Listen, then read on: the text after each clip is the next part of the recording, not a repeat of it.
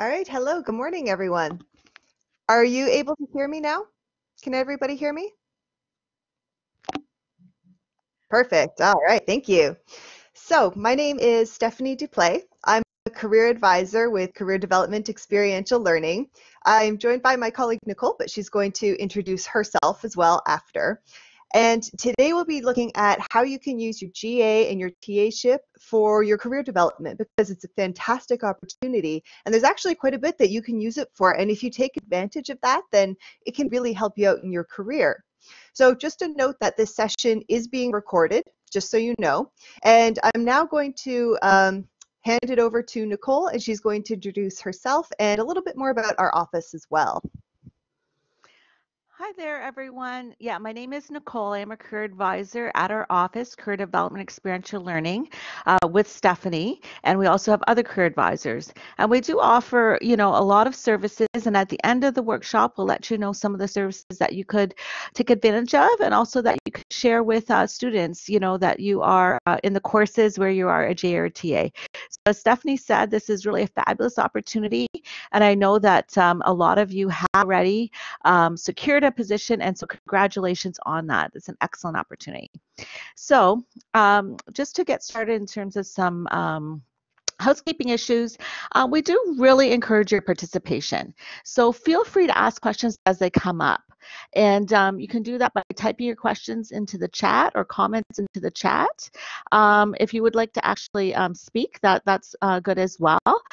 You can raise your hand. There's that little, you're probably familiar now with that little icon that you can click to raise your hand. And at that point, you'll want to, we can try and ask you what your question is, if it's something you'd like to share that way.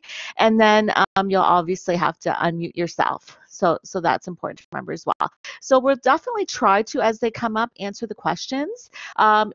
If we can't, if it's not feasible, just time-wise or things like that, what we'll do is at the very end of the session, we'll go through and make sure that everything has been addressed, any questions that anyone might have. Okay, so let's get started with the session. Okay, so I'm going to just turn off my camera here. That'll just help a little bit. Okay. Sorry here. Oh, okay. 1 second. Okay. So to begin with, I'd like to share the model of career development that we use in our center. So there are 5 stages. Assess yourself, explore careers, expand skills and knowledge, market yourself, and find a job. So I'll just give you a minute to read over the types of things that each of these, and so if you want to just take a moment and glance through that.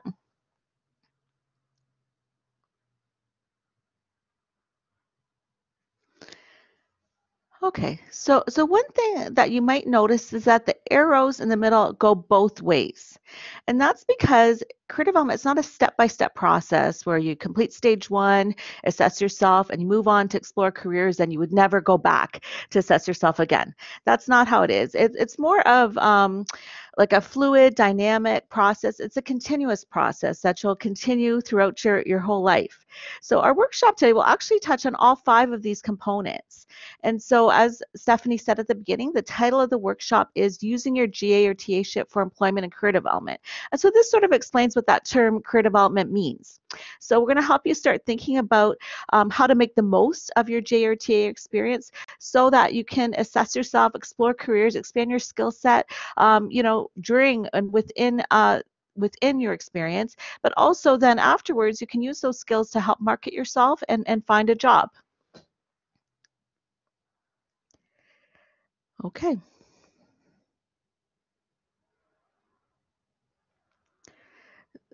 So Stephanie, I think, is going to start asking some questions. So there'll be some interactive components as well here to see, like, have you been a J or TA in the past? All right, so before I ask you this question, I see here there's a question about sharing our PowerPoint with you. We will certainly share the PowerPoint slides with you so that you've got them there.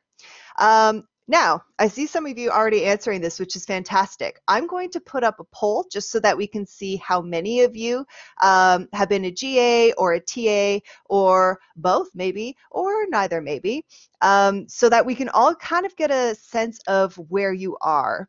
So I'm going to post that right now. There you go. So choose 1, yes, I've been a GA, 2, yes, I've been a TA, 3, yes, I've been both, or 4, no, you haven't been either yet.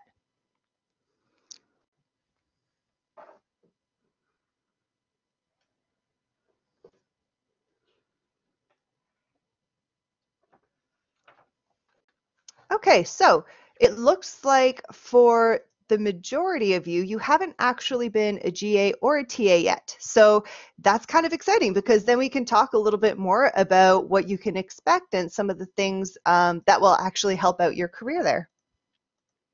Now, for those of you who have been a GA or a TA, I want to know if you've been able to identify skills that you've developed or skills that you've strengthened. So for this one, what I'm going to do is I'm going to share a whiteboard right here. So you can see the whiteboard. I'd like you to either type or write your answer in here. So if there are any skills that you gained while you were a GA or a TA in the past, I'd like you to write them here so that we can start brainstorming some of these skills. So I see time management. Nice. Yes, that's definitely one that's important. That's one that a lot of employers will be asking for as well. I see using Blackboard. Good. Oh, that's actually really good because that's a technical skill then that you have. Overcoming a language barrier. Very nice. Very nice. So I assume that's from somebody who maybe was either speaking with people from a different language or maybe English was their second language. Communication, collaboration, communication again, people skills, facilitating a class, leading a lab, following my prof's guidance for teaching points. Nice. I'm really glad that you got to lead that lab because that will have a lot of skills as well. Interaction. Nice. Okay, very good. These are awesome skills. All right, so you get a sense already then. Oh, I see advice for, oh, that one's covering somebody's there. I think advice for freshmen, maybe? I can't really tell. However, there are, oh, there we go. Perfect. Thank you. Advice for freshman students. Nice. Yes, you were able to give a lot of that great advice. Oh, and I see someone's mouse there going around. How'd you do that? I don't even know how to do that. That's kind of cool. Okay, so now I'm going to stop sharing the whiteboard. Oh, organize some discussions. That's also a really great one. Nice. I'm glad that you've got that. So now I'm going to stop sharing the whiteboard and go back to my slide just so that we can get back to it here. 1 second. Okay, there we go. Now, so you already know that there are a lot of great skills that you're developing throughout these types of experiences. Now, my next question, and I'm going to put a poll up for this one as well. Do you know what you want to do with your career? And this is a loaded question. I know that this is a loaded question. This is a big question. Number 1, yes, I know the exact occupation I want. Number 2, I know the general sector or field. Number 3, I have a vague idea. Number 4, I have no freaking clue. So I'm going to put the poll up.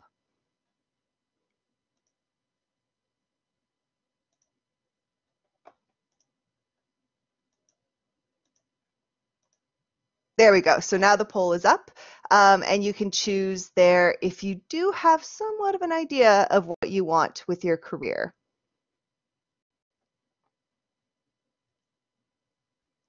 Okay, I also see a question there from Patrick. Patrick, do you want to turn on your mic and ask your question?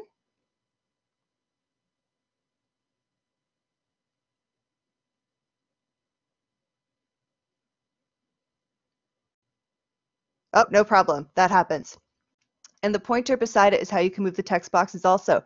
Ah, thank you. Okay, that's really good to know. All right, so let's take a look at these responses here. So do you know what you want to do with your career? Most of you actually said you know the general sector or field that you want to go into, which is fantastic. That's awesome. A lot of times we talk to students who have no idea, so that's pretty good that you have somewhat of an idea. Some of you know the exact occupation or job title that you want, which is great. Some of you have a vague idea, and a couple of you have no clue. That's fine. That's definitely fine. Now, it's actually kind of nice because with your GAship or your TAship, this can help you to clarify your career goals a little bit. So it's something that can maybe help you answer this question a little bit more clearly.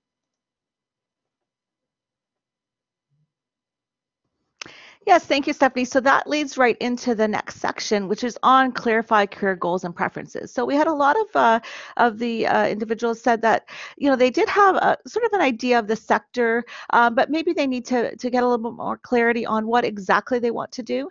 And then some people did actually know exactly what they want to do. Well, in terms of clarifying, that's one thing, but even confirming what you think you want to do at this stage. So that can be very, very beneficial. And so we're going to talk a little bit about how you can use that GATAship in order to clarify or confirm your career goals and preferences.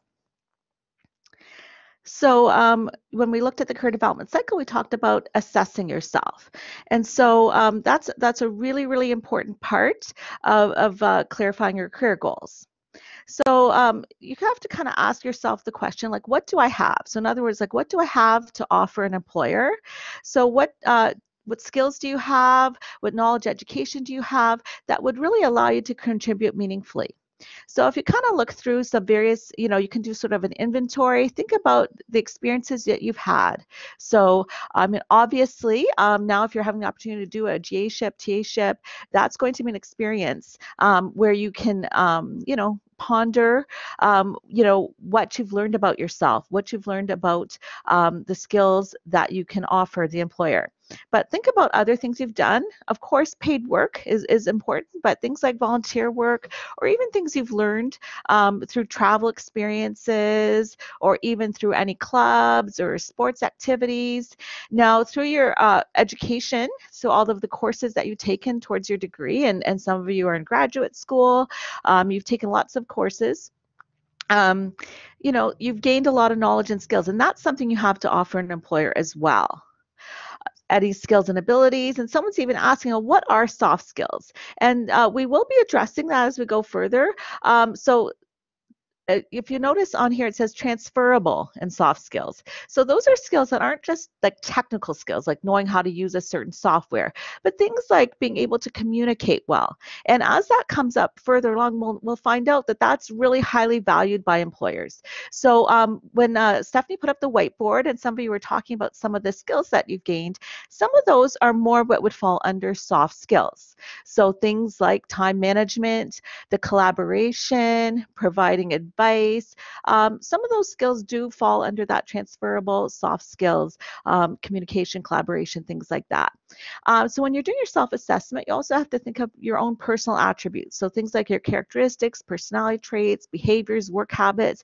And that's why two people could have identical degrees, but really their experiences are actually different, and what they can bring to a position are quite different, okay, because you have to kind of consider all of these things.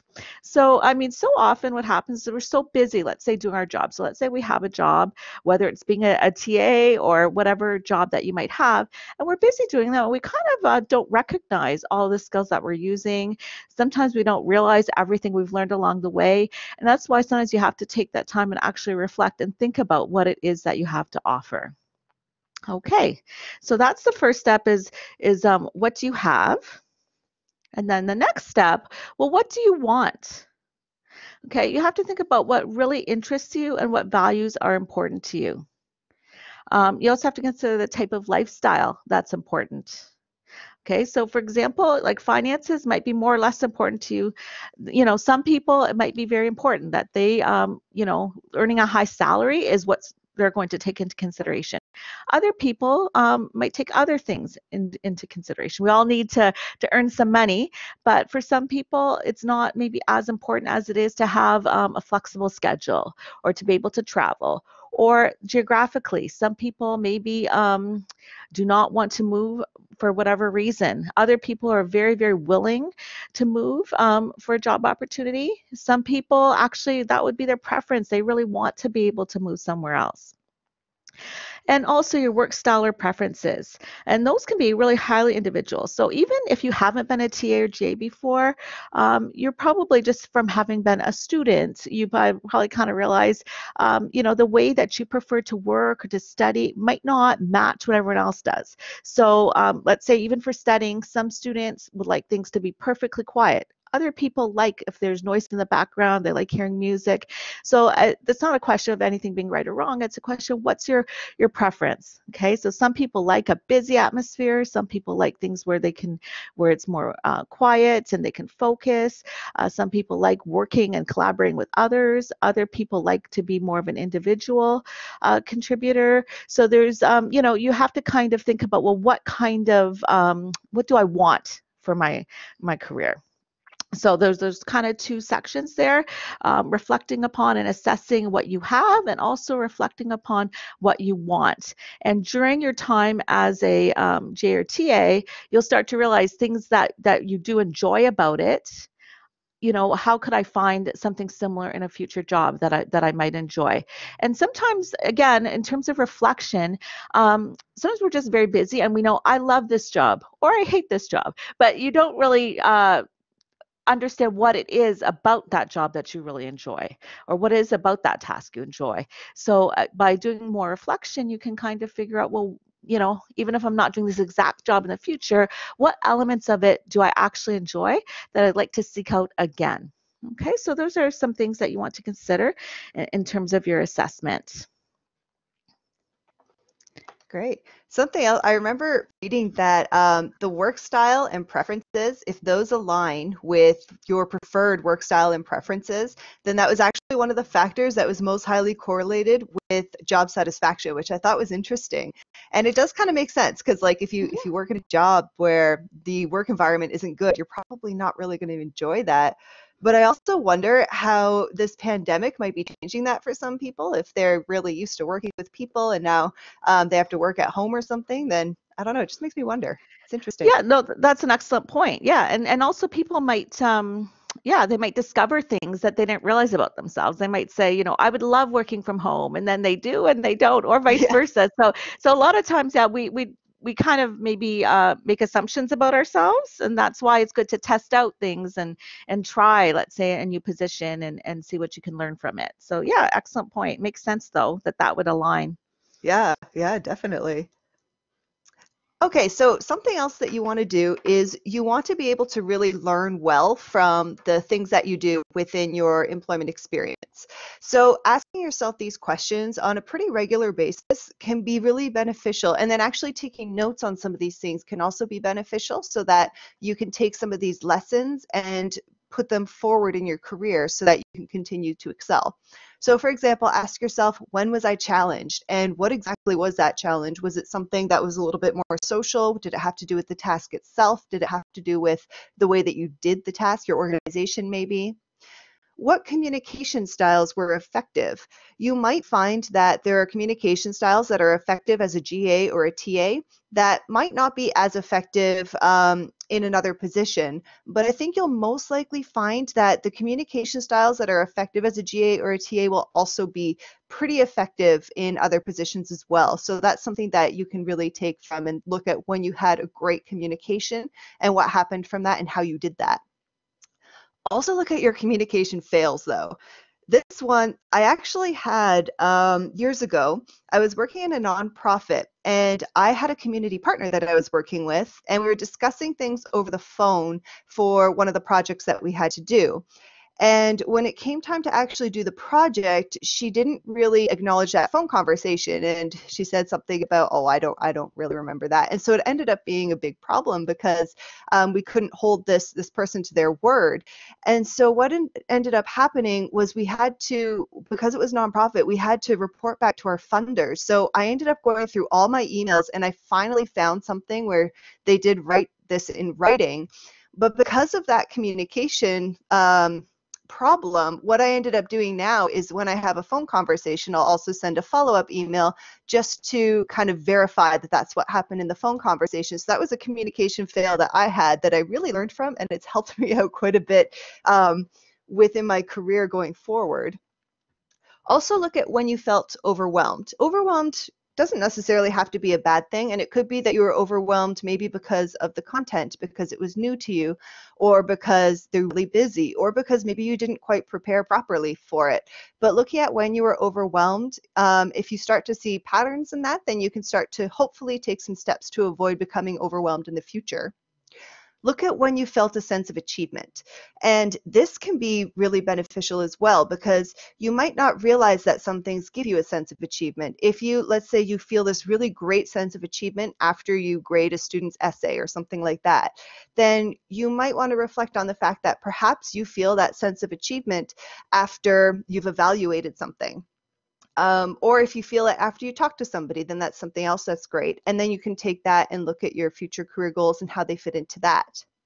Look at what you're good at doing.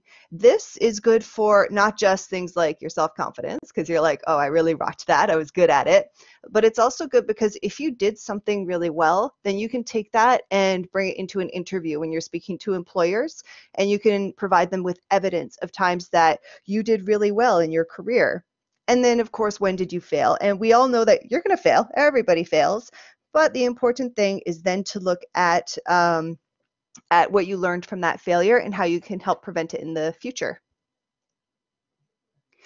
So the next thing we'll talk about is gaining valuable experience and skills from your GA or TAship, from your employment. Now I'm going to show you this here. This is as of August 26, 2020, because that's when we took the screenshot. Only 9.1% of jobs in Canada that were posted on JobBank were marked as requiring no experience. Now, I do want to say that a lot of the jobs were marked as unknown. The employers didn't choose anything, but only 9.1 of them actively chose no experience as something that they wanted or that they were okay with their jobs. So this is just something to say that experience is very important. It's very important. And you're all getting it with your GA or your TAships. That's fantastic. Now you might be thinking, okay, I'm getting this experience, but it has nothing to do with what I want to do after I graduate. But that's fine, because not only are you gaining great experience, but you're also gaining great skills that will also be relevant in the labor market. And that's the whole point of experience, is that it shows off how you've implemented those skills and provides evidence for those skills. So this brings us into what skills employers are actually looking for, which is what Nicole is going to talk about. Right. Yeah. Excellent point, Stephanie. It's not just gaining the experience, but it's not just spending a year doing something, but what skills are you gaining during that time there? So excellent. So yeah. So on the next slide, we can start looking at some of the skills that employers are looking for on a student's resume. And you notice this says Job Outlook 2020, National Association of Colleges and Employers. So this was a survey, a very recent survey of actual employers. And this is what they found.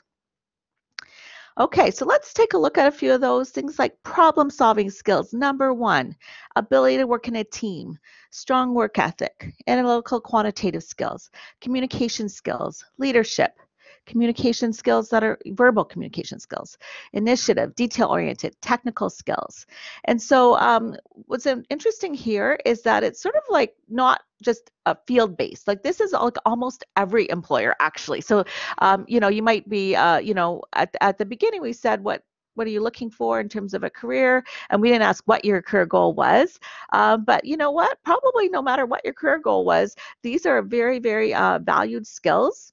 And, just one thing I wanted to mention when we were talking about soft skills before, some of these are definitely things that would fall under soft skills, like working in a team. That's a soft skill. The work ethic, so that's like that ability to get up every day. Okay. And someone says surprise number 10. So going back to the what is soft skills, and someone says surprise number 10. So they find that to be a surprise, that technical skills is number 10. And, that, of course, could vary depending on the particular profession, right? So, obviously some technical skills are important. But when it comes down to it, let's say you graduate with a certain degree, probably you have those technical skills. So let's say you graduate with an engineering degree, okay? you probably must have the technical skills required to graduate with that degree. If you graduate with a degree, you have those specific skills. So those are important. And so probably like everyone basically applying that has earned a certain degree has the very basic technical skills. But you know what? Let's say you have excellent technical skills, but you don't have a strong work ethic. You know what? In a way, who cares that you have these great technical skills? Because you're not going to show up and work hard. You're not going to use those skills to help. Let's say you have really good technical skills, like whatever the profession is. Let's say it's a profession that requires really good, software skills. Let's say it's with Excel. Okay, so let's say that was a technical skill. Well, let's say you're really difficult to work with, so you're supposed to work in a team and provide your analysis, and you don't provide it, or you're difficult, or you have a meeting. You know what? The boss might not be that impressed that you have these great technical skills if you're so difficult to work with. Okay, or if your communication skills are poor. So let's say you have really good technical skills, whatever they happen to be for your role, but you can't explain anything to anybody else about what you know. So you understand things really well, but you can't explain it to anybody else. Well, that's not as valuable to have those technical skills if you can't explain them. So someone says the difference between problem solving skills and technical skills. Well, I can think of sometimes having to solve a problem that don't necessarily deal with technical skills. Like let's say you're double booked with a couple, there's two competing priorities and you have to figure out how to satisfy both. Well, it might not necessarily involve technical skills. Okay, it might be involve thinking about ways of meeting your goals in various ways. Okay, it might just be a question of like scheduling or things like that, which perhaps you could use technology to help you, but sometimes there's other things. So so one thing I wanted to point out that a lot of them are soft skills, but the other thing I want to point out is a lot of these do echo some of the things that people who had been a GA or TA before, when we used the whiteboard, a lot of people did have the opportunity to develop some of these skills during their TA or GAship. So you should as well have the opportunity to develop some of these skills. That would be really, really valuable to an employer. So on the next slide, we have some other skills. Okay, well, first of all, let me just see what April here is mentioning. She says, technical skills only go so far. They can be obsolete too. The ability to quickly learn this or impart information about it clearly are good soft skills. Excellent point. Technical skills can be obsolete. So, for example, the ability to learn. It's not just what you know today, because that could become obsolete soon, or things could change. Just, obviously, using this pandemic as an example, a lot of the skills that people were using, maybe they had to call on different skills all of a sudden. Okay. Yeah, and it is a fantastic point. I agree. So, but the ability to quickly learn.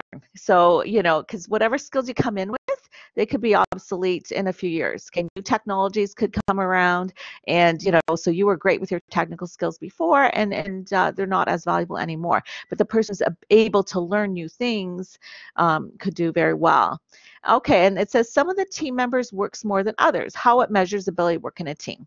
So Akram is making that point, and that's an excellent point, Akram. That's part of what we mean by working in a team. So it's not necessarily just the person who does the most.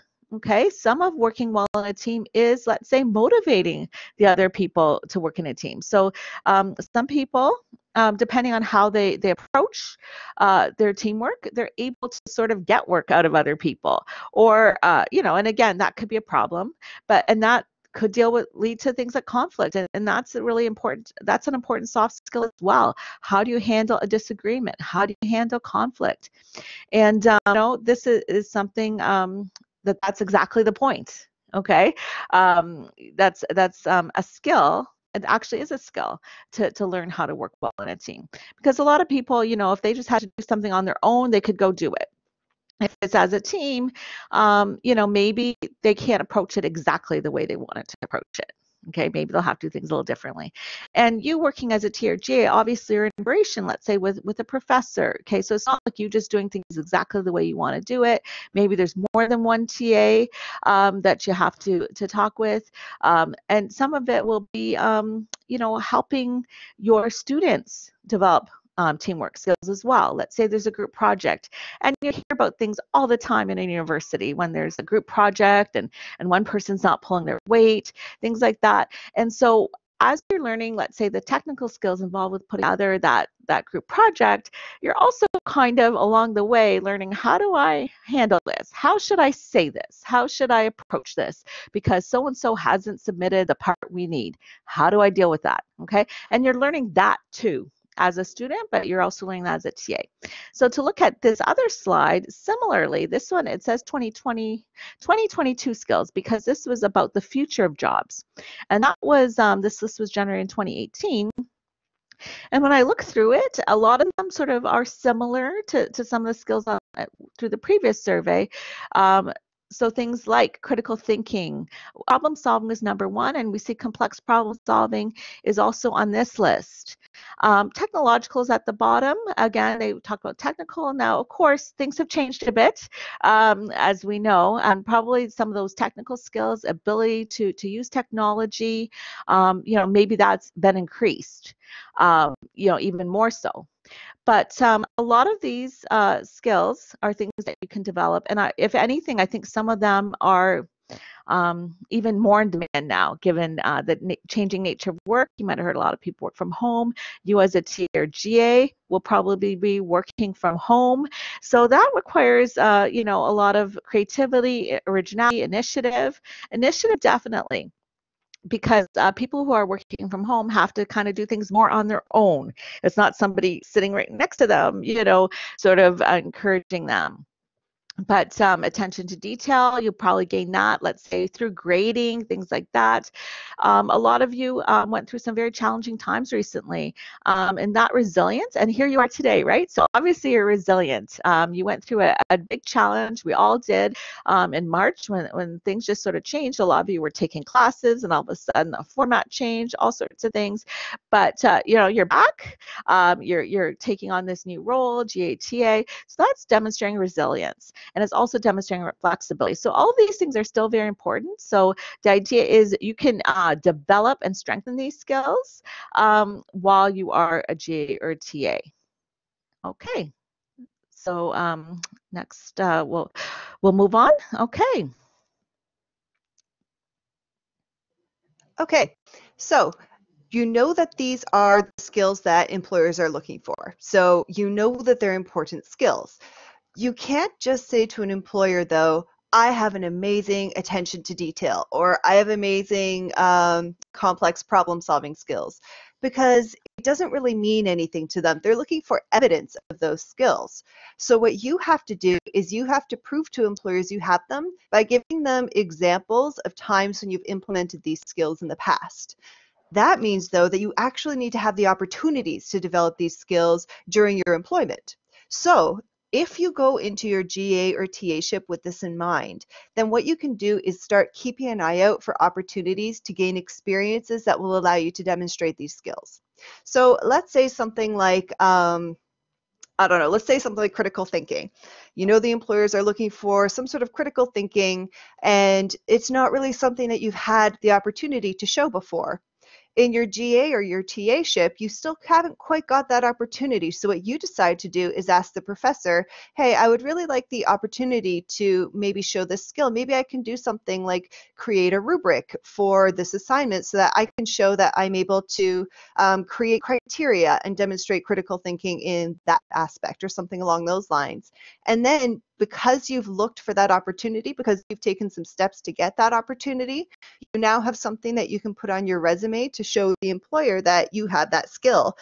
That can be really, really beneficial when you're actually looking for work. It can be beneficial to put on your resume, and it can be beneficial to talk about during the interview.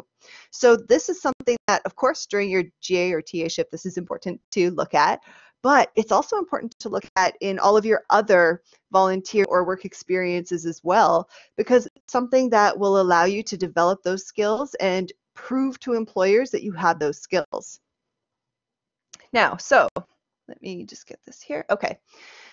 So we've looked already at what the skills are that employers want right now, and the ones they likely will want 2 years from now. And of course, those could change, but likely they'll want those ones.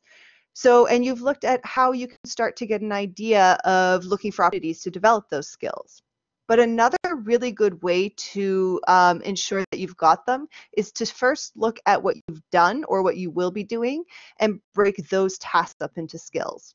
So I'm just going to take a minute here to look at the question. I see a question here. Can you explain why employers have such heightened requirements like MSc, PhD, preferred, minimum 5 years of work experience, and a list of qualities for an entry-level position, not well paid? Yeah, that's really frustrating. Okay, so firstly, it depends on, you say MSc, PhD. I assume, are you a student within the sciences? You can turn your mic on if you want. Yes, Yes, you're in the sciences. What's your major? biochemistry, Master's of Science. Okay. Oh, you've got that master's. Okay, very good. All right. So in the sciences, a lot of times, if you're going for some sort of research position, they will be looking for that graduate degree. However, it's not something that they don't often look for something like a PhD unless you're going into something that's very highly research intensive, or unless you're going into something that's academic related. So like academia is a whole other beast on its own. So your MSc will likely be enough to get you there. Now, yes, they'll ask for things like 5 years of experience in an entry-level position, which is so frustrating. However, I want you to remember things like your labs and your thesis. If you're an MSc student, you've got a thesis, right? Yeah. Yeah, tell me about your thesis. Well, it's ongoing. I'm not yet. I didn't receive the MSc yet. I'm still ongoing student. I'm still Oh, very studying. good. Nice. But Okay. I have an MB, Master's of Medical Biotechnology. So Okay. Okay. it's my second master's. I see. Oh, it's your second master's. Okay. So you also can look at things like your thesis. The fact that you've got that thesis, the fact that you've got lab experience, that can count as experience. And so when they ask for things like 5 years of experience, although you don't have 5 years of experience working professionally, you do have that experience in research. So actually there will be a resume sample that's up here that talks about a master's thesis in terms of research experience, and you can kind of see how they do it. But you can talk about some of your academics as experience, and that's actually similar to what we'll be talking about right now, is how you can look at the tasks that you'll be doing and break those into skills. Now, the next thing that I want to say too is that a lot of times employers will be asking for skills, they'll be asking for experiences. They have what we call their wish list or their Christmas list, and they ask for everything that they want. And you do not have to meet all of those qualifications or requirements. If they happen to get somebody who has all those qualifications and is also looking for an entry-level position, then of course they'll hire that person. But chances are it'll be people like you who have just graduated and don't have years of experience and things like that. So you can still apply for those positions if you don't have absolutely everything. Yeah, Stephanie, April even made a comment on that in Oh, the chat as well. Like, most people who apply are only 65% qualified. So that's true that no, you don't necessarily nice. have to have 100% of the qualifications. Hmm. And sometimes you're right. Sometimes it's ridiculous. And what are the chances that they're going to find someone like that? And to be honest, we look at those things like the soft skills and things that we mentioned before. Sometimes somebody on paper meets all of those requirements. Somebody else maybe doesn't quite.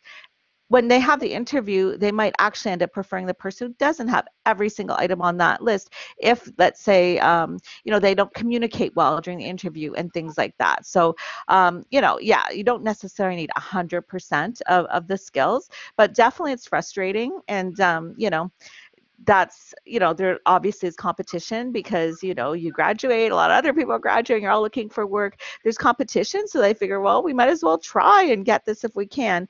But when it comes down to it, sometimes they're not being realistic. And also they might say that, right? Also to limit the number of applications.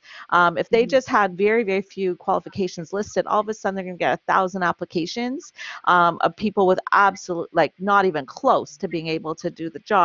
And it's just too many to kind of weed through. So that could be something as well. But yeah, that's a great point that April contributed as well. And we understand the frustration that some of you might feel sometimes.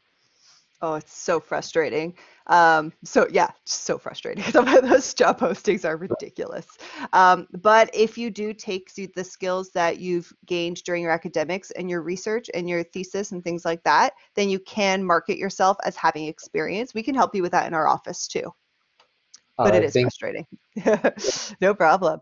Oh yes, I see April's comment here too. Very good. Exactly, April. Oh, you just keep saying things that we want to say. Look at that. Okay, so we looked at the skills employers want.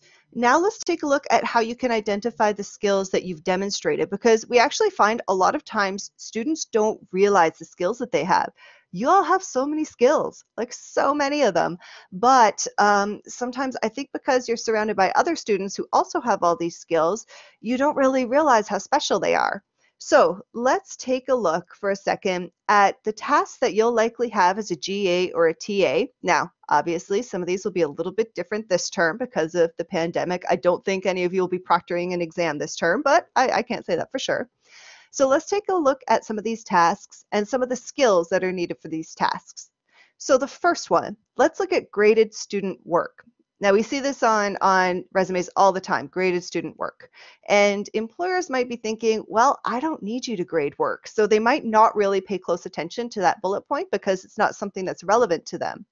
So let's consider the skills that are needed. So I'd like you to write them in the chat. What kind of skills do you use when you grade student work?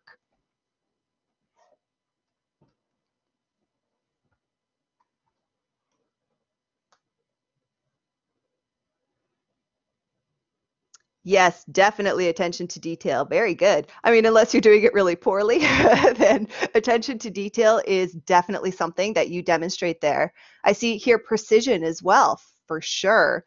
Critical thinking, yes. Consistency, yes. Very good. Analysis, appraisal. Fairness, you need to follow the rubric. Let's hope you're following the rubric, definitely. Critical thinking, oh yeah. Analyzing, time management, very good. You have clearly graded a lot of essays. Thoughtfulness, good. Ability to explain, yes, that's what a lot of times people miss, is the ability to give that feedback and explain your grades. Fairness, following the outline, very good. How to write the note, why points were deducted, yes, again, written feedback and communication. Provide and respond to feedback, yes. Problem solving, good. I like the idea of blind grading to not be biased. I am also a really big fan of blind grading. Following the rules, yes, good. Fairness, equitable assessment, and analytical thinking to determine differentiation and grading, yes, and that's definitely a difficult skill to have.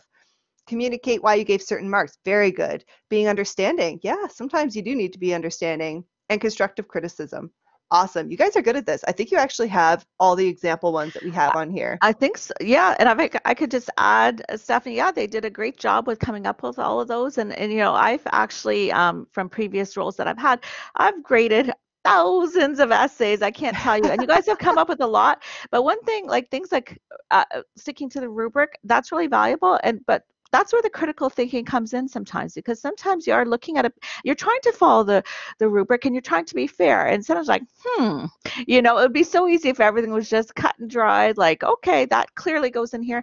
But part of the reality is it's not always clear. And sometimes, you know, you have to really ask yourself. And that's why to try not to say, am I being biased? And that's where that blind grading can come in.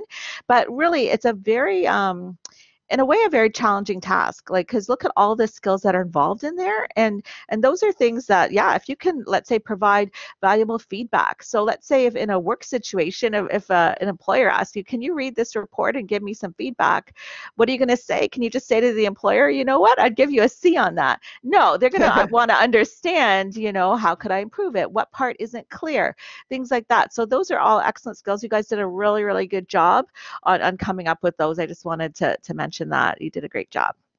Oh yeah, you did do a great job with that. And Nicole, I think it's interesting too that you talked about, like, it's not always just cut and dry. So also some of those decision-making skills and, like you said, critical thinking, basing those decision-making skills on critical thinking are definitely important with that. So Exactly. instead of writing graded work on your resume, you can use these types of words and these types of skills, and the ones that you said way more than these ones as well. Okay, let's look at the next one. Held office hours. And this can look different for different fields. This can also look different right now where your office hours likely will be online. However, what kinds of skills can you think of that you're using when you're holding office hours?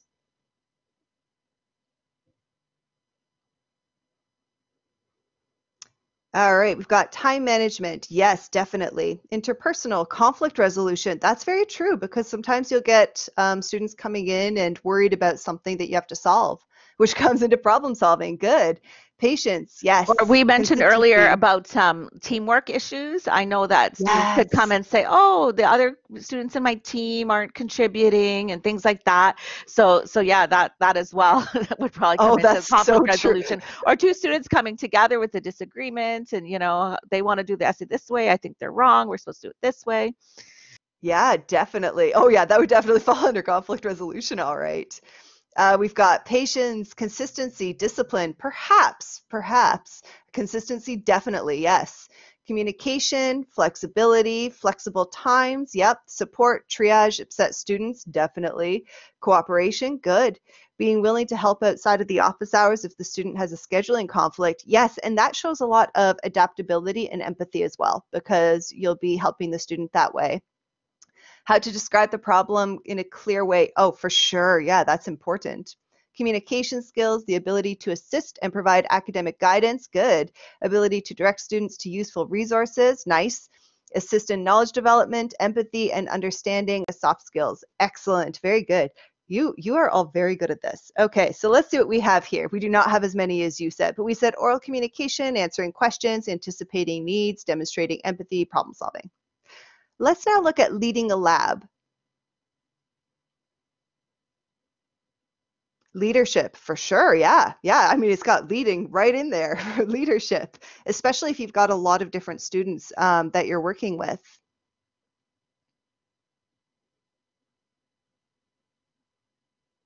Focus, good. Quick thinking, good.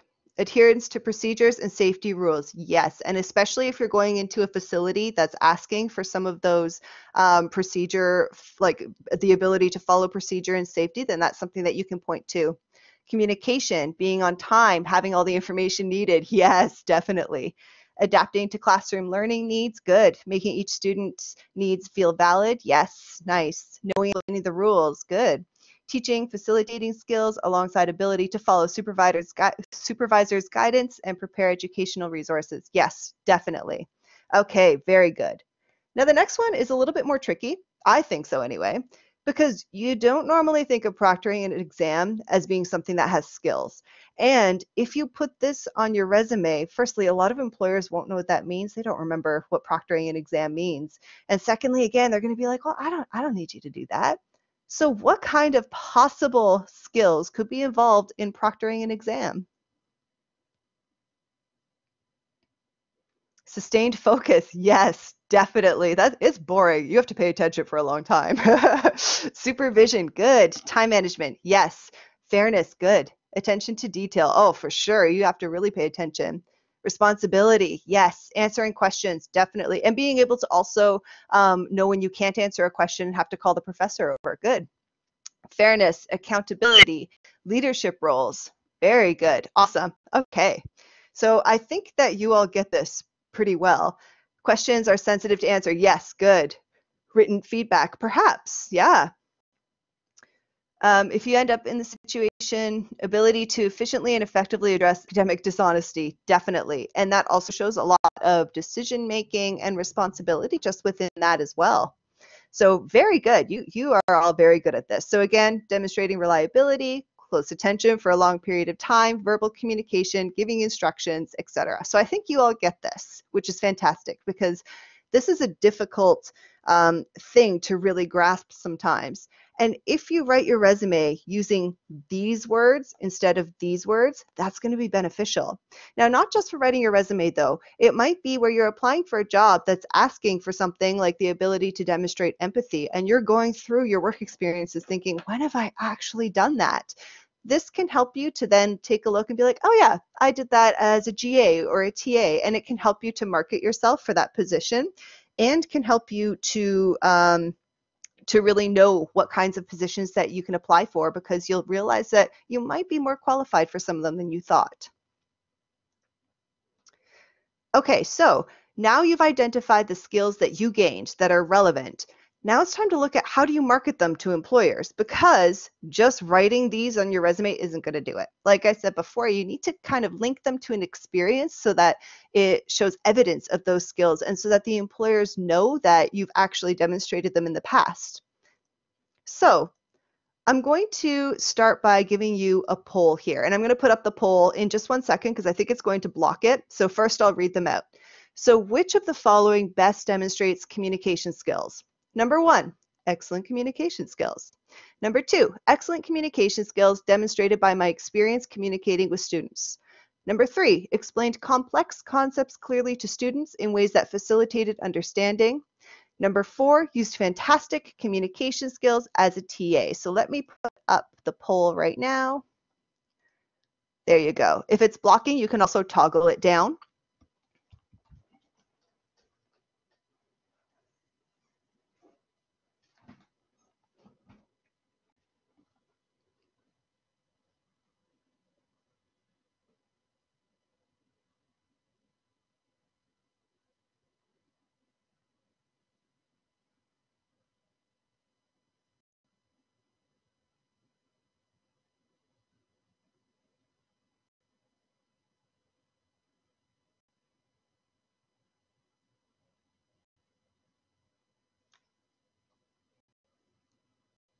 Okay, so most of you have answered, so I'm going to show you the responses now. And most of you say number 3. Number 3 would be the most effective. Explained complex concepts clearly to students in ways that facilitated understanding. And I would agree with you. I think that's a really good one. Interestingly, it doesn't even say communication skills in it. However, it's showing that you've done the action here, and it's showing that the result of the action was positive. It facilitated understanding. Things like number 1, 2, and 3, we see quite a bit. People think that if you say something like this, like this, then it shows that you've demonstrated those communication skills. And while it's better than just saying excellent communication skills, it doesn't quite show that you are really good at it. So number 3 is an effective way of doing that. All right, the next one. The next one. And Stephanie, I was just going to say that one also starts with a verb, so like explain. Yes. So I like that as Yes. well. I think that also helps to show that it's your actions. Thank you, Nicole. That's What you're exactly. doing. Oh, yeah. If you can start each of your bullet points with a verb, then that's a fantastic way to demonstrate your skills because, firstly, employers can kind of skim down and get a better sense of your skills just by reading some of those first few lines. And it is a great way to show that action. Thank you, Nicole. Okay. Oh, I see a question here. What about the few seconds it takes reviewers to review a resume? I was told stating the skill helps them scan relevancy. Ah, yes. Okay, that's a very good question. That's actually something that we'll address a little bit in a couple slides, I think 2 slides from now, 3 slides from now, something like that, when we talk about resumes. Using the actual skill in the word can help. And in that case, let's say that they clearly asked for communication skills. That's when you might want for number 3 to change explained to communicated complex concepts clearly to students. And then that way they'll be able to understand what you did there. It's also beneficial to have the word somewhere in your resume in case an applicant tracking system looks through it and looks for that specific word. However, it doesn't mean that you have to use it in every single way. Oh, I see another thing here. More helps them use a computer-based system. Oh, yes, for determining which resumes to shortlist. Yeah, exactly. But if you have the action and result type of thing and starting with that verb, then that can really help to show off your skill. Okay, let's look at the next one. Which of the following best demonstrates attention to detail? So let me put up the poll here because I don't think this one's going to block it, but let's see. So number 1, excellent attention to detail. Number 2, graded papers. Number 3, demonstrated excellent attention to detail while grading papers. Number 4, exercised attention to detail, which was praised by the professor.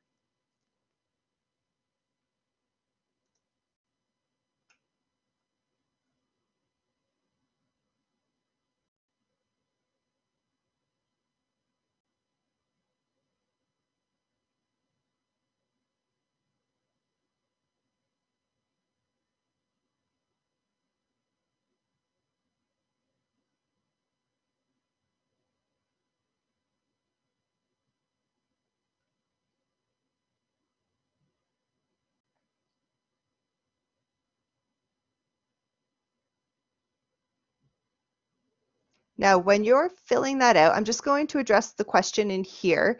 The question is, what is the communication skills evidence? So the evidence that's being provided for communication skills here is showing that you were able to communicate an idea that was difficult to students, and you were able to get them to understand what the idea was. If you're able to do that, then that serves as evidence of your communication skills because it shows that you're able to explain those concepts and communicate those ideas. So that's where the evidence would come in. Does that make sense? If I can add, Stephanie, also Yes. sometimes we do see people on their, their resumes, they'll write communication skills. I see that all the time, communication skills or research skills, and they don't explain it at all. And I think sometimes people do, the reason they're doing that, they are thinking of something like an ATS. They're like, oh, well, I better throw that word communication skills on there. And because, they think that's what the employer is going to be, like a keyword or something that they're going to be looking for, which is true. But at the same time, as important as it is that people are always thinking about the ATS, eventually it makes it to a real person as well. So you can't just think about, well, let me just put in this keyword and get the system to kind of select my resume. The employer, isn't, they look at it just as communication skills. That's not going to mean anything. There's no proof that you have that. Anyone can write communication skills. So unless you kind of explain why you think you have good communication skills, it won't be as valuable or as convincing to the employer. Oh yeah, definitely. And when you're looking at like 300 resumes and they all say communication skills with no evidence, then you start to get almost desensitized to it. Like, oh yeah, another one. Okay, so let's take a look at our choices for this one. Now, I'm going to tell you even before I show the responses, it's a little bit of a trick one, this one. So most of you said number 3. And then the second most of you said number 4. None of you said number 1, so thank you. Very good. And just a couple of you said number 2. Now, this is a tricky one. None of these statements are fantastic. I'm not going to lie. None of them are fantastic. However, if I had to choose one, I would probably choose number 3, just because you're showing how you demonstrated that attention to detail. However, number 4 is also valuable because it's showing the result of that. So if you were able to maybe blend these two together, demonstrated excellent attention to detail while grading papers, which was praised by the professor, that allows you, the employer, to see that you did the action, but also the results of the action, that it did have a pretty good result. And that brings me to the next thing, which is an easy way to try to explain these skills to employers on your resume in your bullet points, which Nicole will go over like what the bullet points look like and things. She'll talk very briefly about the resume, is to go by the action result kind of formula, action result. So in this example, teamwork. We've got the skill is teamwork, but then we also look at the action and the result of when we use that teamwork. The action is we worked in a group of 4 in a group project. The result is we successfully researched and created an educational resource. So collaborated with a team of 4 to research and create an effective educational resource would be a great way to show that you have that teamwork. Now, if let's say you are instead trying to show the skill of researching that educational resource, that's when you might want to reword this a little bit to focus on the research and the result of that research. I see a question here from Linda. What about if you can name the prof as one of your references? Does that improve the desirability of the statement? It can, but not necessarily. If you actually name the professor in your resume, then maybe it could, but at that point you won't be giving references. So if the professor can speak to the fact that you did that well, then they would be a great reference to add. However, normally they won't ask for references until the interview stage. Unless it's an academic career, then they usually ask for them right up front. So it can be beneficial, but not necessarily. What would you say, Nicole? I would agree with you on that. I think one thing we haven't talked about too much is that it also depends on what you're applying for. In general, I would say no, but let's say if it was, let's say, more of an academic situation, and let's say the professor is kind of renowned or something like that. So very well known in the field, because if if that professor, people say, well, who's Dr. So-and-so, right? But if they're very well known, and it's about, also depends what the job is. So if it's something like using that knowledge is really important, like when, like, this is a great example that Stephanie's using about collaborate with a team of 4 to research and create an effective educational resource. It does depend what you're applying for. Like for some jobs, what's important, there's those skills, that collaboration, ability to collaborate, a little bit of ability to research, prepare some sort of documents. If you're trying to show that the skills, through your GATAship could apply to that new job. But if, let's say, it's the knowledge of the educational, like whatever the topic is, if that's what's really important, then maybe you'd emphasize that. And if it's like, so I think if the content is important, maybe the professor, if that professor is renowned as a communicator or something, and he praises your communication skills, that could be a thing. But like, yeah, in general, I probably wouldn't put that right on the resume. But there could be unique situations where you might. Definitely, yeah, yeah. Okay. Oh, which actually leads us really well into Yes, it including does. this experience on your resume. Yeah, I was looking ahead as well. Yeah, so those, those are basically bullet points. That example, collaborate with a team of 4. And where do you see things like that? A lot of times you see those on your resume. So how can you include that on your resume? So that's what the next slide will show, is just like, okay, so let's say you kind of go through your experience and you've identified skills that you have. So in this example, this is just some formatting guidelines. So just on the right, we could just take a quick glance. I know it's hard to read here, but this is where actually we can help you a lot in our center. I'd like to address that a little bit now. I know a lot of you, I'm seeing a lot of great names here where you guys, I see these great ideas you have, and we'd love to be able to have an appointment with you and chat about your career and things like that, because it looks like you guys have a lot to offer. But a lot of you, I don't recognize you as people who have come to see us, or have come, and maybe, you obviously have learned a lot, in other ways, a lot of you, but still, we'd love to see you. We'd love to work with you on your resume. Because really it's highly individual. That's one thing I was just starting to mention a little bit. First of all, we're all different. Like, you do that self-assessment. All of you are at different stages. Your other experiences have differed. What your great, your courses, your programs are different. Also, what you're applying for is different. And that's one thing we always try and emphasize, that you have to tailor your resume. So this is a great resume, and of course you can't see it that well, but what I like is, just from a quick glance, it looks very, very well organized. It's very attractive. And when someone mentioned that employer only takes, a brief time, 10 seconds, let's say, to look at your resume, because this is so well organized. Now, it's small, so it's hard to see, but if it were larger and you're looking at it, honestly, in 10 seconds, you could really get a lot of information out of that, even from a quick glance, because of how it is organized and because it does use a lot of keywords. So this person actually did work as a graduate assistant.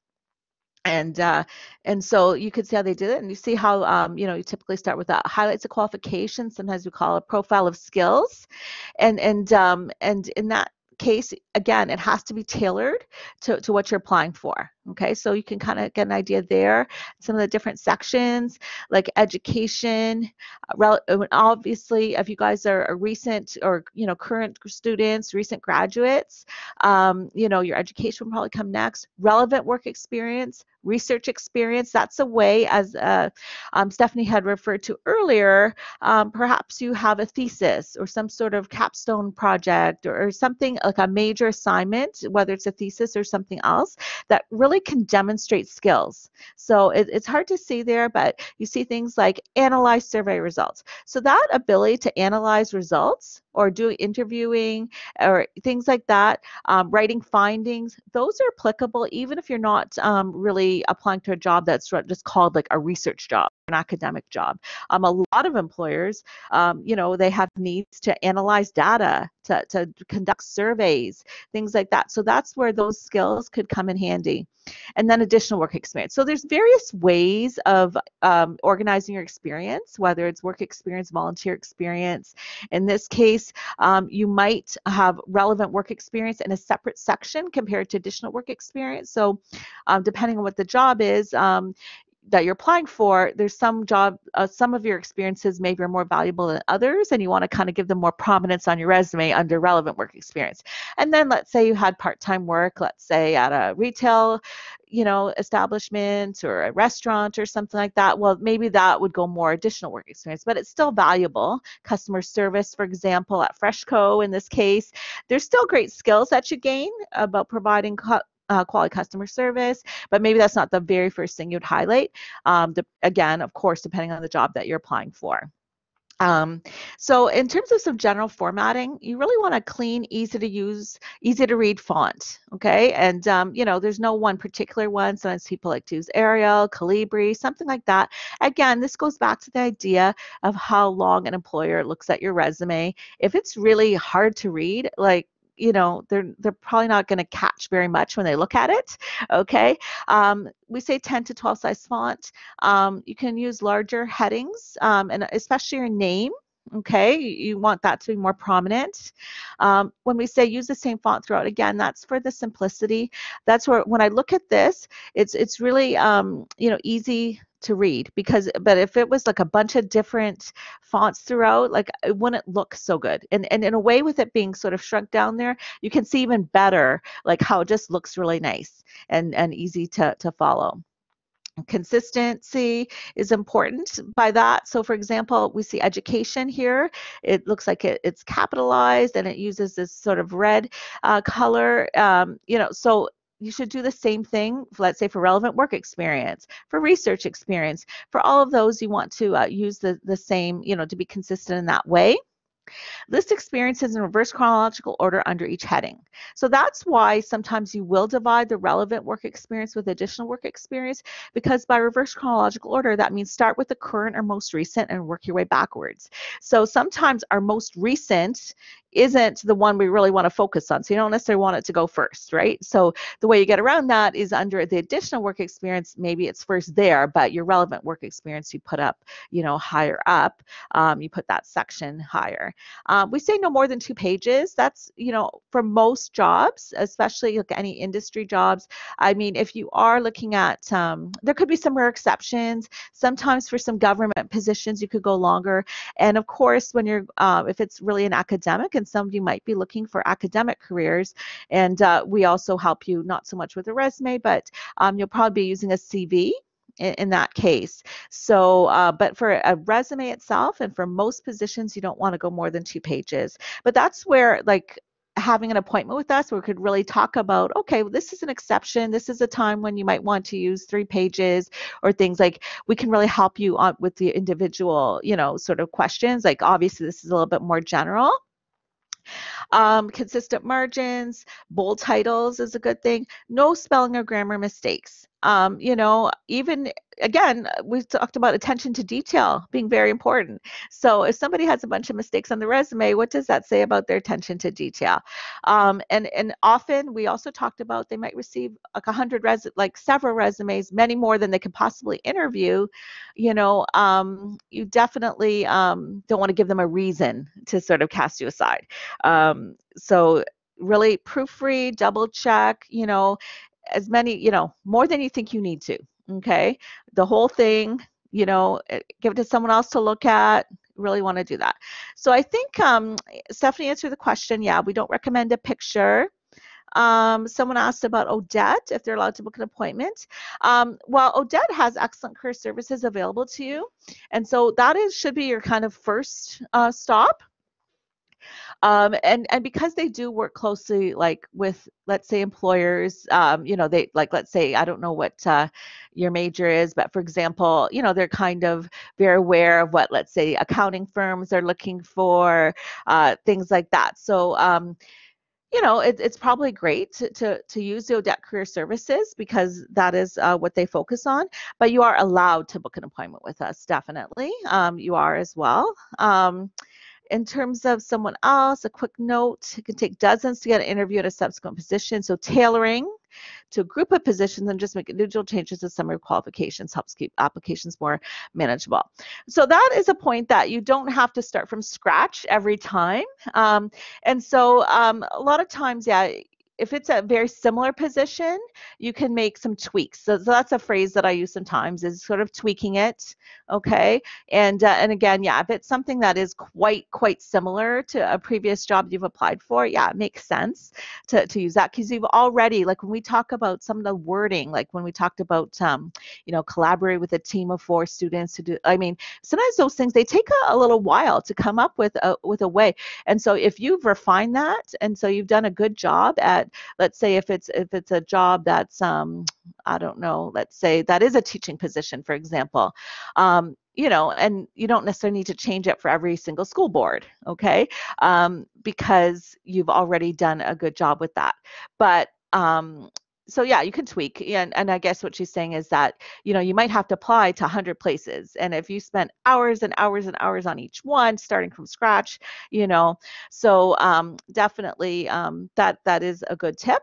Okay. But again, you can certainly make tweaks, and that highlights the qualifications.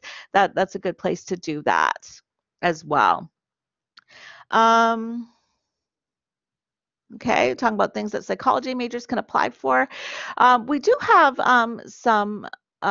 we have some documents like where can I go with my degree.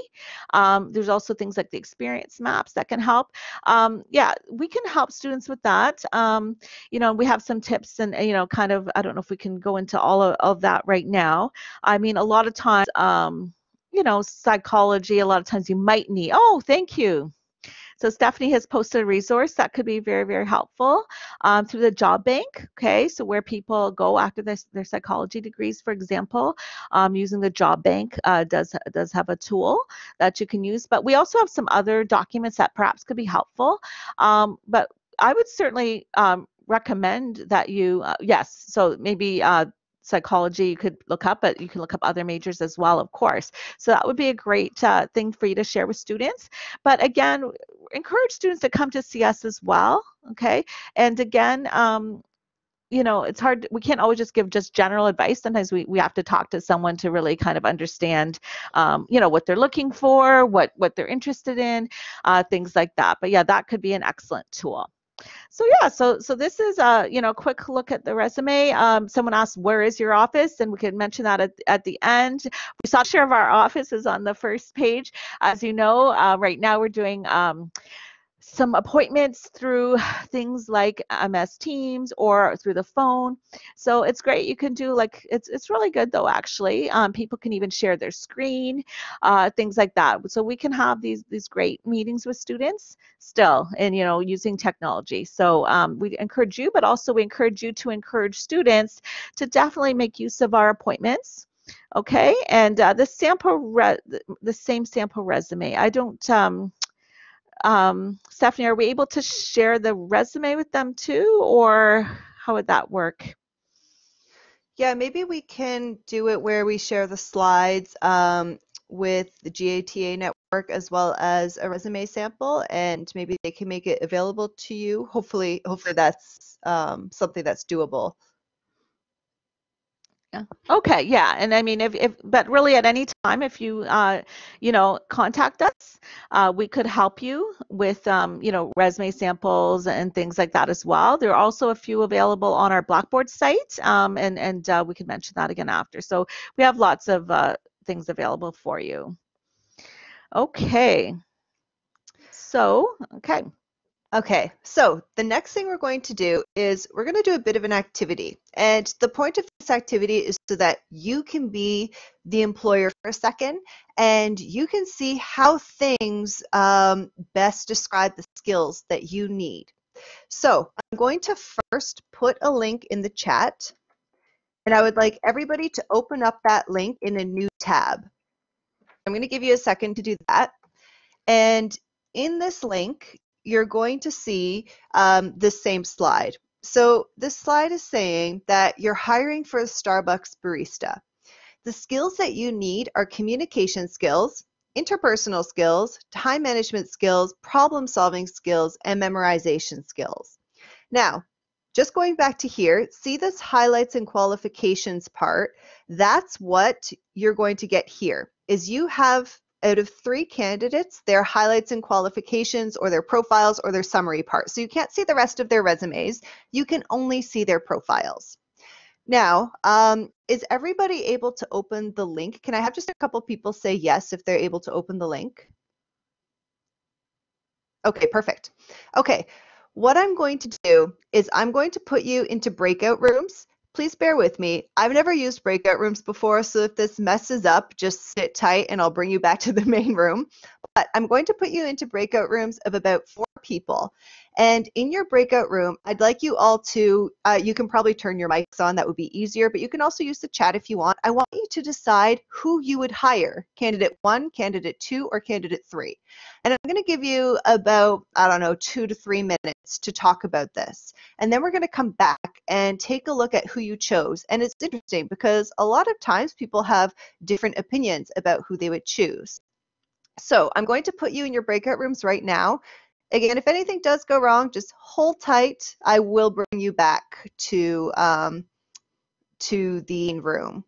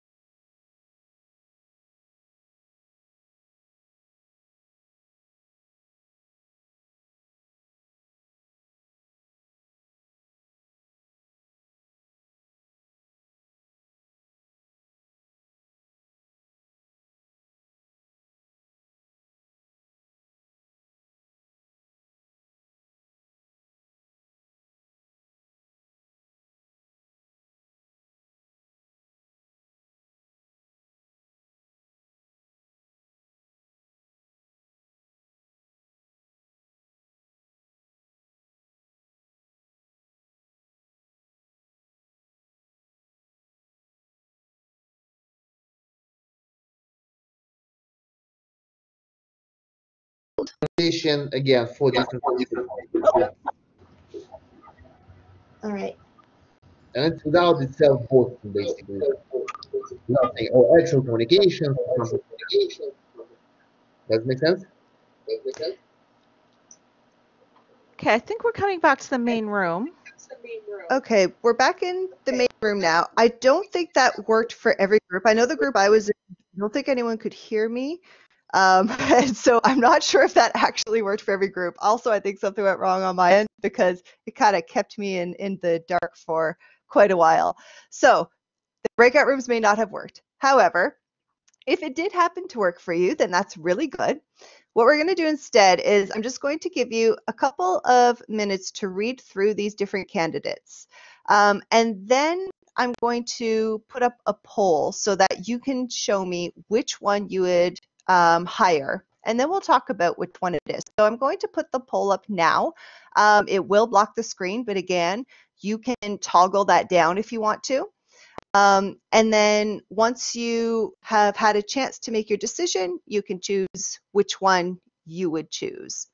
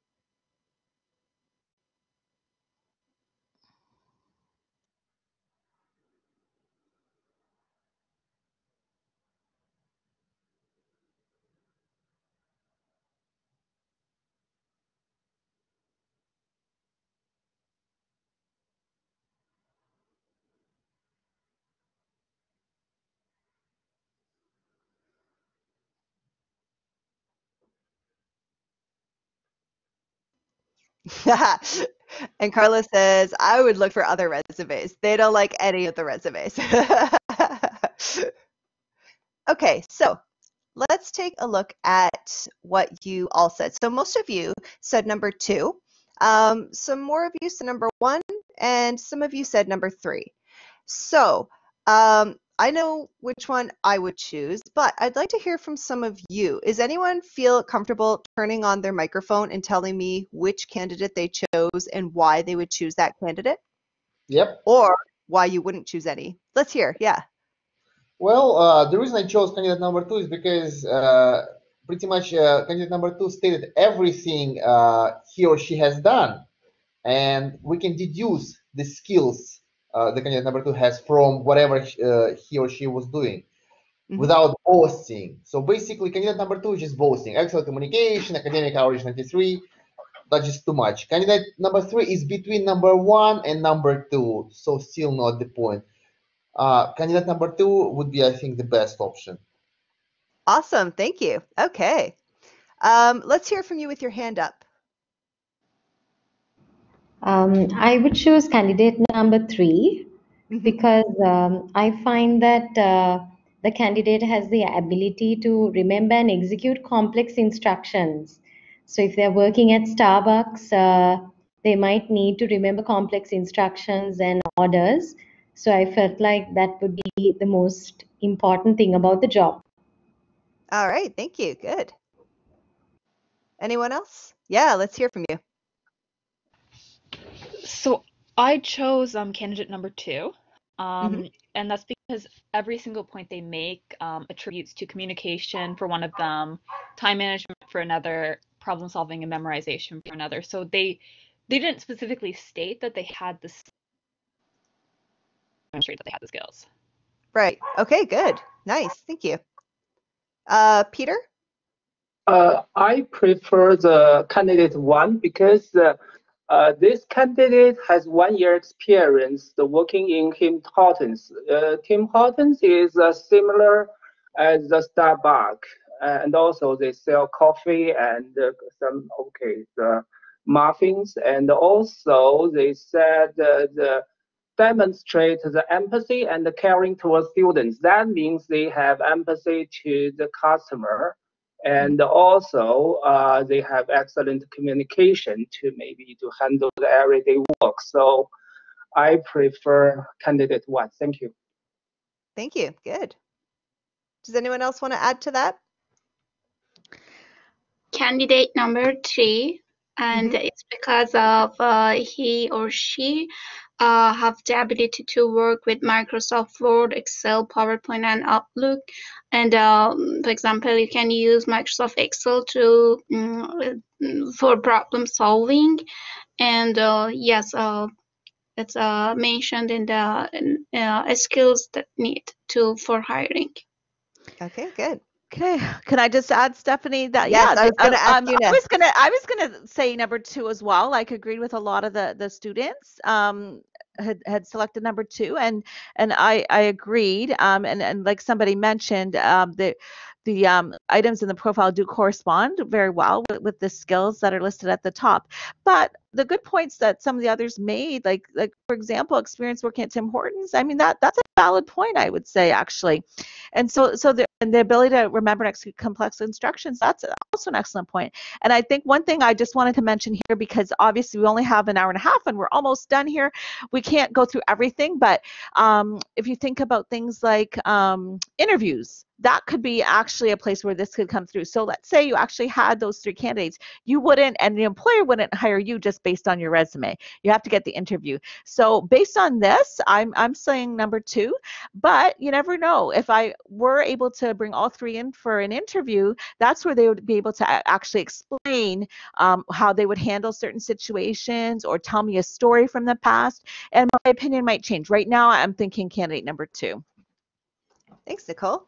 I also see from Emily here, she also says number 2, they can manage school, job, assist the community at the same time. So good time management skills. Great. I would Excellent probably point. choose number 2 as well, only because number 1 says experience with robotics, which isn't relevant. So I'm thinking maybe they don't quite understand the job. And number 3 has a spelling mistake, which I never like. But Good point. Yes. but Yes. you can Great see point. that it can be tricky. Okay, so that was just an exercise to get you thinking about what it is employers might do as they're evaluating people. Hmm. Okay, so next, the slide here says networking. So just briefly, again, we're running a little short on time, but that's something we want to think about is the ability to network and during your time as a GA or TA. So just to go to the next slide, how do you look for work is a question that we ask students. And then what's interesting that comes up is we call this the job search pyramid. And you'll notice some irony here. Okay, so people tend to look for jobs in this direction from the top. So if you look at things like advertisements and job boards, and usually if I ask people in a workshop, like, how do you look for work? The first thing that comes up is Indeed or, whatever. They look for job postings. And that's natural. That's the first thing we do. However, the irony in that is that employers tend to go in the opposite direction.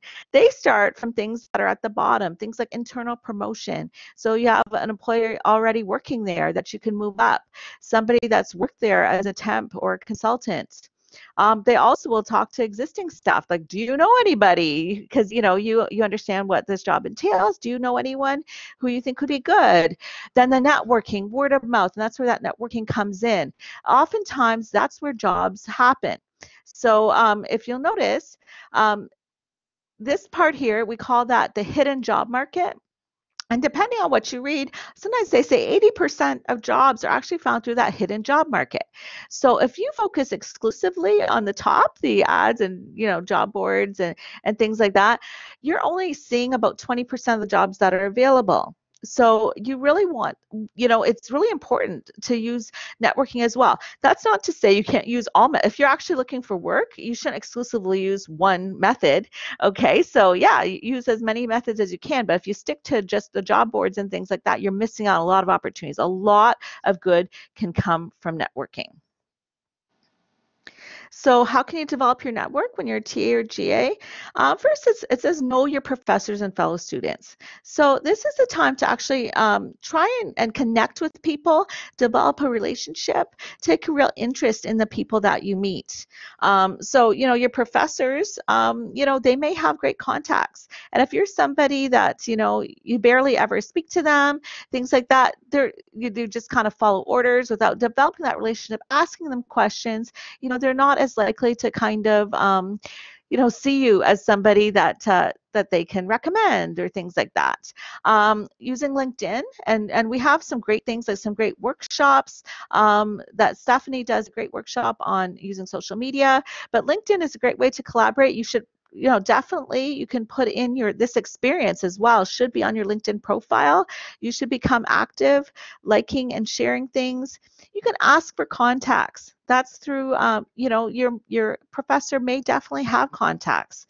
And also you can, those contacts are people that perhaps you can even ask for an informational interview. And so I'll talk about what that is on the next slide. Okay, so one thing's very, very important. An informational interview is not a job interview, and you don't want to switch it on somebody and change it into a job interview. They won't like that. But instead, it's an interview with someone who's working in the career area you're interested in, and will help you really collect information about a career, sector, company. And I mean, as we know, there's a ton of information online. Stephanie even shared something from the job bank. There's a ton of stuff you can find from doing online research, but often that, this is a different way of gathering information, and that chance to actually sit with someone and talk to someone, a real person, one-on-one, ask questions, that can be really, really valuable. Actually, what it can be is a supplement to your career research that you do online. And because, I mean, if you research, you'll get a basic understanding, but then you can actually ask this person that you're having the interview with, to like, I read this, is that true? Or, what does this mean? Or things like that. So to set it up, you don't want to be too nervous. So you prepare a script and really be prepared is what it is. So I'll give you, if you glance through that, try not to, take up more than 30 minutes of their time, that kind of thing. But there are types of questions. Okay, those are some generic ones. Obviously, depending on the specific role, there are other questions you might ask. But to try and understand what's rewarding, what's challenging about this job, the skills that are needed. How do you see the occupation changing in the future? How the job affects your lifestyle? And going back to remember those first few slides about assessing yourself, right? So then you kind of get an understanding, okay, is that a lifestyle that I would like to live? Okay, and or in terms of some of the skills that we talked about kind of generally, these are skills that employers look for and that employers are that we expect employers will be interested in even in 2022. But for the particular specific job, like what skills are really valuable? And because of that, like, are there associations, groups, clubs that I should join? Or what kind of experiences would you recommend that I get? Whether, it's part of your J or TAship or extra to it. Okay, and so on the next slide, there is an opportunity for an informational interview, and Steph will talk about that briefly. So our virtual job shadow experience, this is something that we've done the past few semesters, but obviously this year it's going to be online and virtual. This gives you the opportunity to meet with a professional in your field and have that informational interview with them and ask them questions. So I recommend you check it out. Our applications are going to open next week. So I recommend taking a look at our website. Probably it will be on Friday. It might be a little bit earlier, but likely on Friday. And you can see how you can apply to be a part of that.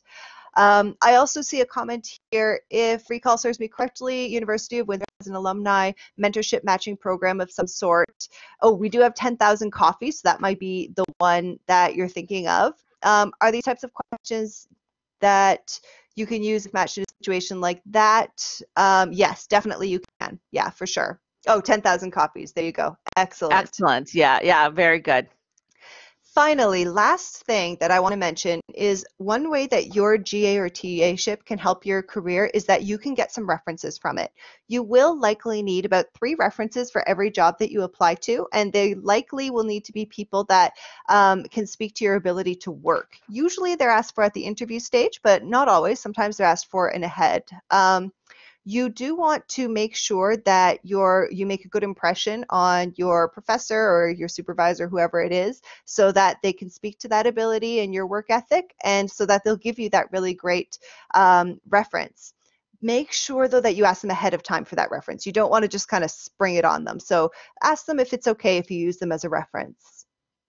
So that's all that we have for you today. We recommend that you check out our Blackboard site, because on our Blackboard site, we have different career modules that you can work through to get more information that might answer some of the questions you have. If you have any questions, please email careerservices@uwindsor.ca. We can answer all your questions that way. And you can log on to My Success to make a career appointment with a career advisor, and we can have a half-hour appointment with you online where we can answer all of your individual career questions.